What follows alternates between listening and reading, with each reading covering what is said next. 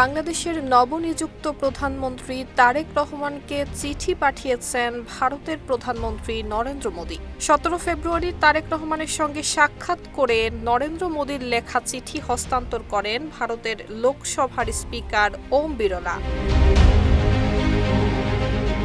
ওই চিঠিতে অভিনন্দন জানানোর পাশাপাশি প্রধানমন্ত্রী তারেক রহমানকে স্ত্রী কন্যা সহ সপরিবারে ভারত সফরের আমন্ত্রণও জানিয়েছেন মোদি। চিঠিতে ভারতের প্রধানমন্ত্রী লিখেছেন, বাংলাদেশের সদ্য সমাপ্ত সংসদ নির্বাচনে বাংলাদেশ জাতীয়তাবাদী দলের বিজয় এবং বাংলাদেশের পরবর্তী প্রধানমন্ত্রী হিসেবে নিয়োগ পাওয়ায় আমি আপনাকে আন্তরিক অভিনন্দন জানাই। স্কিন শুষ্ক রুক্ষ হয়ে যাবে বলে কি বাইরে যাবে না? জাস্ট 1 2 3 4 করো, স্কিনটাকে রিভাইভ করো। চিঠিতে প্রধানমন্ত্রী তারেক রহমান, তার স্ত্রী ডাক্তার জুবাইদা রহমান এবং কন্যা জাইমাকে নিয়ে সুবিধাজনক সময়ে ভারত সফরের আমন্ত্রণ জানানো হয়। অভিনন্দন বার্তায় লেখা ছিল, আপনাকে উষ্ণ অভ্যর্থনা জানানোর অপেক্ষায় রয়েছে ভারত।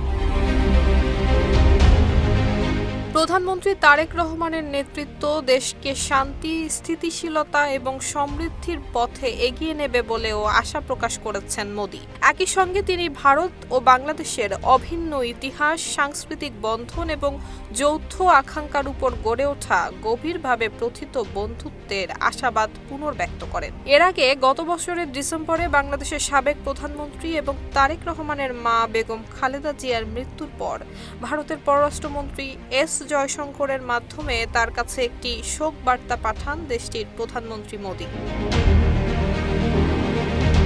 নুসরাত জাহান মেহেক, ঢাকা পোস্ট।